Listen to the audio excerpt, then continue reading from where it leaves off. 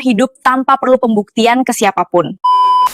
Halo Besti, selamat datang kembali di kelas PIP.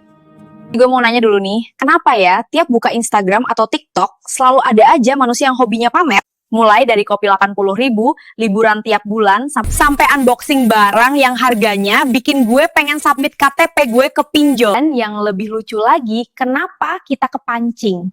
Kayak, kok dia hidupnya enak banget sih? Gue salah jurusan kehidupan apa gimana?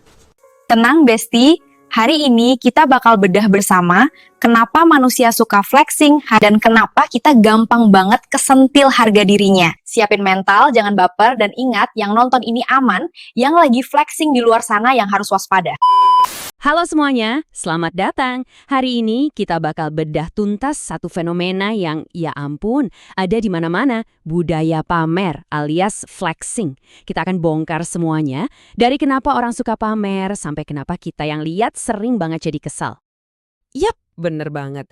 Lupain deh bulu tangkis, kayaknya olahraga nasional baru kita ya ini, pamer online. Modalnya gampang banget, cuma kamera, lighting bagus, dan hasilnya hujan likes, banjir komen, dan status sosial kita rasanya langsung naik level. Yah, walau mungkin cuma di dunia maya aja. Nah, ini dia nih, dua sisi mata uang yang nggak bisa dipisahin. Jadi kita bakal kupas tuntas dua-duanya. Pertama dari sudut pandang si tukang pamer, dan kedua dari sisi kita penonton yang kadang suka gregetan sendiri. Oke, kita mulai dari pertanyaan paling dasar. Kenapa sih kita ini suka banget pamer? Ternyata jawabannya itu jauh lebih dalam dari sekedar, dia cuma cari perhatian. Ada alasan psikologis yang kuat banget di baliknya. Betul sekali, ini tuh insting purba yang ada di DNA kita. Coba bayangin, dulu manusia purba pamerin hasil buruan mamut buat nunjukin siapa yang paling jago. Nah, sekarang bentuknya ya jadi, lihat nih gue punya iPhone keluaran kemarin sore. Prinsipnya sama persis, cuma alatnya aja yang beda.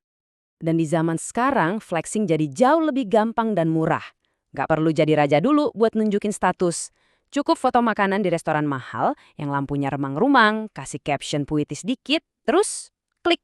Sinyal status berhasil terkirim ke seluruh penjuru dunia maya. Nah, ini bagian serunya. Setiap kali kita dapat like atau komen positif, otak kita itu ngeluarin zat kimia namanya dopamin. Rasanya tuh, tau kan kayak makan seblak level 10, pedes nyiksa, tapi entah kenapa nagih dan pengen nambah lagi. Dan inilah lingkaran setan yang bikin kita ketagihan. Kita pamer, dapat like, dopamin di otak langsung melonjak, dan otak kita teriak, "Lagi, ayo pamer lagi." Ini siklus adiktif yang berjalan otomatis, bikin kita susah berhenti.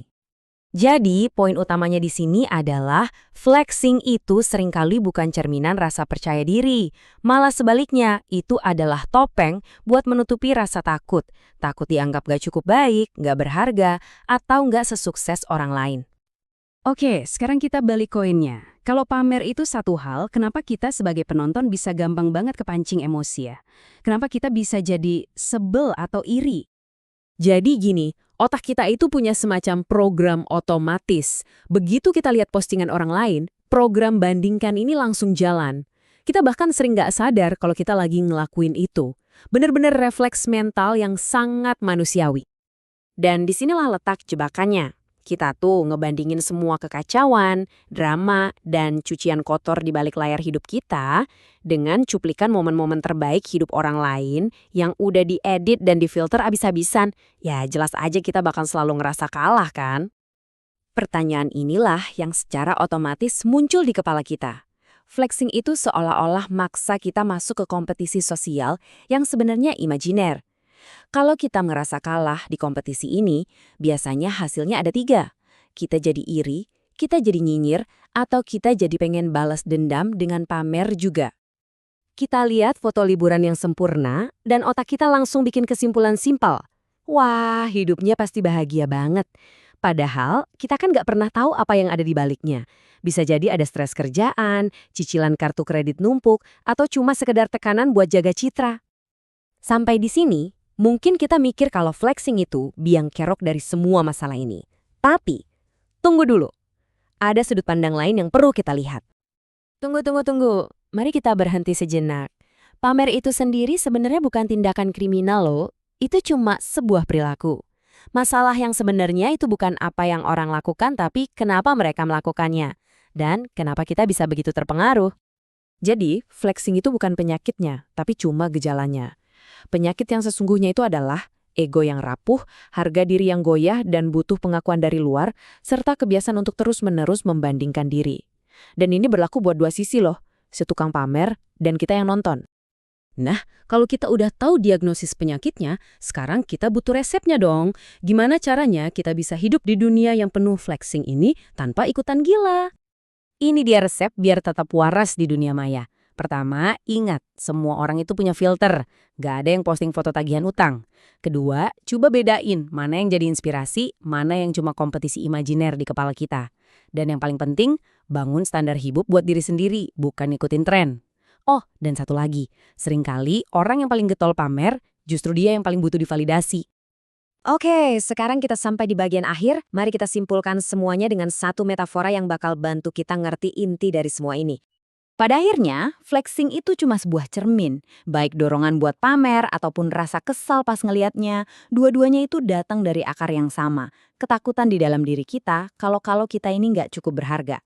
Dan inilah inti dari semuanya. Solusi jangka panjangnya bukan berhenti main media sosial, tapi membangun fondasi harga diri yang kokoh dari dalam. Validasi yang beneran itu datang dari diri kita sendiri, bukan dari angka-angka di layar ponsel. Saya bakal tinggalin kalian dengan pertanyaan ini buat direnungkan. Kalau fondasi diri kita udah kuat banget, pameran kemewahan orang lain itu bakal terdengar seperti apa? Jawabannya, ya cuma kayak suara bising di latar belakang aja. Nggak akan bisa mengusik ketenangan kita lagi. Terima kasih sudah menyimak. Oke Besti, jadi simpelnya gini, flexing itu nggak salah, tapi kalau hidup lo jadi ringkih gara-gara scroll timeline, nah itu masalah. Yang lo lihat itu highlight, bukan invoice kehidupannya. Jadi mulai hari ini kalau ada orang flexing, senyumin aja. Kalau kepancing, tarik napas, terus ingat kalau hidup orang bisa diedit, tapi tagihan kartu kredit nggak bisa dibohongi.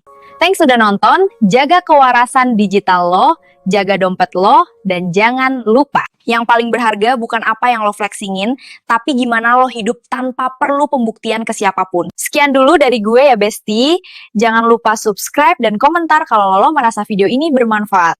Sampai jumpa di video self-improvement yang nggak tahu diri selanjutnya. Bye!